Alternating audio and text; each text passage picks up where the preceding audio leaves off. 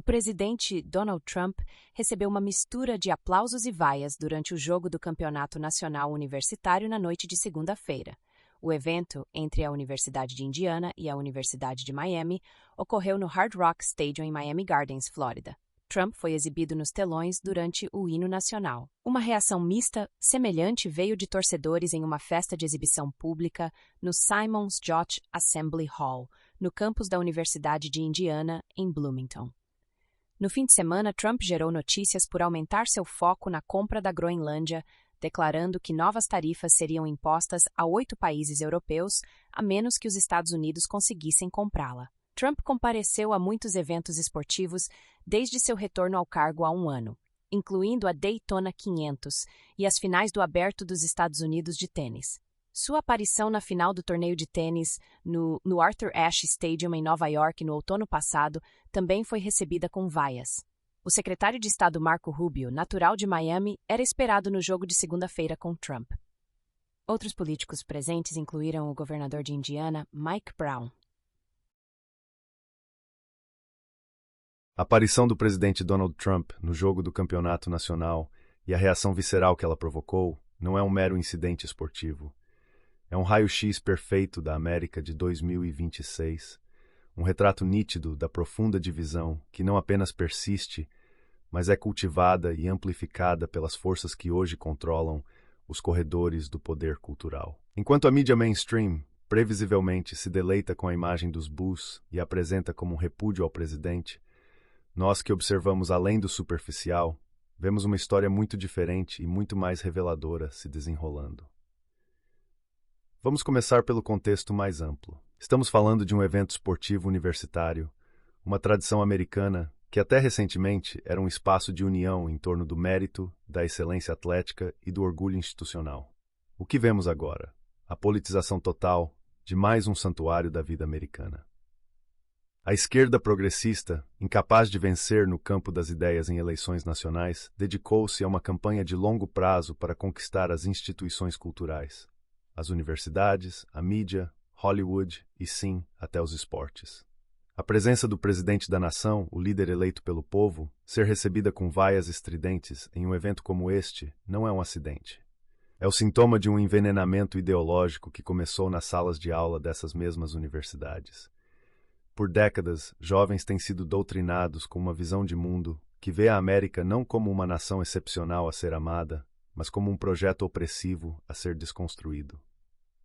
O respeito pela autoridade legítima, pelo cargo da presidência, foi erodido em nome de um ativismo que é, na verdade, puro desprezo pelos valores e pela soberania popular. Analisemos os fatos principais com o ceticismo saudável que a narrativa dominante exige. O artigo menciona de passagem que Trump também recebeu aplausos. Mas qual é a ênfase? Qual é a manchete implícita? Trump vaiado. É a mesma tática de sempre: amplificar a discordância para criar a ilusão de consenso contra o presidente. Pergunte-se: quem são as pessoas que vão ao presidente dos Estados Unidos durante o hino nacional? Que tipo de indivíduo acha que esse momento solene de respeito pela pátria é a ocasião apropriada para um protesto político barulhento? A resposta geralmente aponta para uma elite urbana, desconectada, frequentemente beneficiária do sistema universitário que promove esse tipo de desrespeito. E por outro lado, quem são os que aplaudem? São os americanos comuns, os que ainda acreditam no país, no seu hino e na legitimidade das urnas.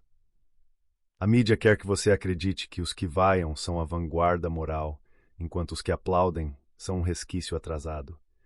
A verdade inconveniente é exatamente o oposto. A hipocrisia do establishment midiático e político neste episódio é espessa o suficiente para ser cortada com uma faca. Os mesmos que hoje normalizam e até celebram as vaias a um presidente republicano seriam os primeiros a gritar fascismo e a exigir unidade nacional se um presidente democrata fosse recebido com tal desdém. Lembram-se do tratamento dado a qualquer crítica a administrações anteriores? Era imediatamente enquadrada como desrespeito ao cargo, se não traição. Agora, o desrespeito é enquadrado como liberdade de expressão e protesto legítimo. A regra é clara: a dissidência só é nobre quando se dirige à direita. Esta duplicidade não é um bug no sistema, é a sua característica principal. E não é coincidência que o secretário de Estado Marco Rubio, um nativo de Miami, e o governador de Indiana, Mike Brown, estivessem presentes. Eles representam, respectivamente, o estado anfitrião e o estado da universidade campeã. Sua presença ao lado do presidente é um lembrete silencioso, mas poderoso, de que fora das bolhas progressistas das grandes cidades e dos departamentos de humanas, existe uma América que ainda valoriza a liderança que coloca o país em primeiro lugar. As implicações disso para os valores conservadores são profundas. Estamos testemunhando a banalização do desrespeito cívico. Quando a figura máxima da nossa república pode ser vaiada impunemente em um evento nacional, sem que haja uma condenação unânime e veemente da sociedade, algo fundamental se quebrou. O respeito não é sobre concordância, é sobre a estabilidade da própria república. A família, instituição central que ensina respeito e autoridade, vê seus valores sendo publicamente escarnecidos. A soberania nacional, simbolizada no hino nacional, é transformada em pano de fundo para um espetáculo de birra política. E o livre mercado. Observe como o entretenimento esportivo, um produto do capitalismo americano, é cooptado como palco para o ativismo de esquerda, criando um ambiente hostil para metade do seu público consumidor. Política, economia e cultura se entrelaçam aqui de forma perversa. Politicamente, a esquerda usa a cultura como arma. Eles perderam a Casa Branca, mas mantêm o megafone cultural. Economicamente, quantas empresas patrocinadoras deste evento teriam a coragem de defender em seus canais o direito daqueles que aplaudiram? A cultura do cancelamento paira sobre todos. Culturalmente, a mensagem é clara. Espaços públicos compartilhados não são mais neutros. Eles são territórios a serem conquistados, e a presença conservadora neles é uma invasão a ser repelida com barulho e desdém. A meritocracia do esporte, onde os jogadores de Indiana e Miami chegaram ali por talento e trabalho, é ofuscada pelo espetáculo político de uma elite que acredita que seus sentimentos ideológicos são mais importantes do que o desempenho no campo. Para o futuro, os alertas são óbvios.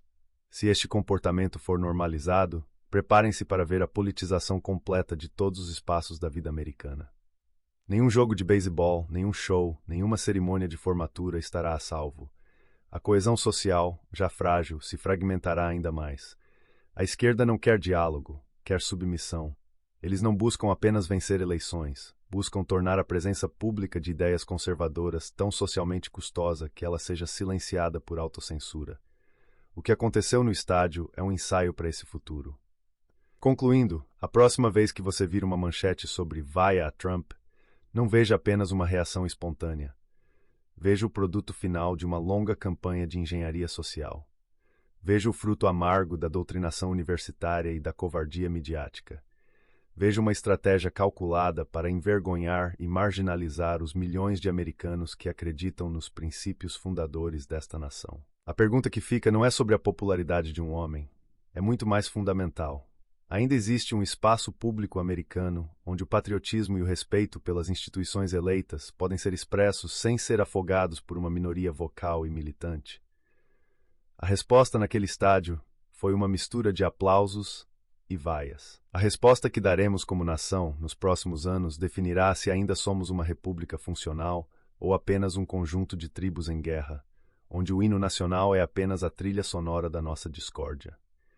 Cabe a nós, os que ainda aplaudimos, garantir que nossa voz não seja apenas ouvida, mas que continue a definir o caráter verdadeiro do país.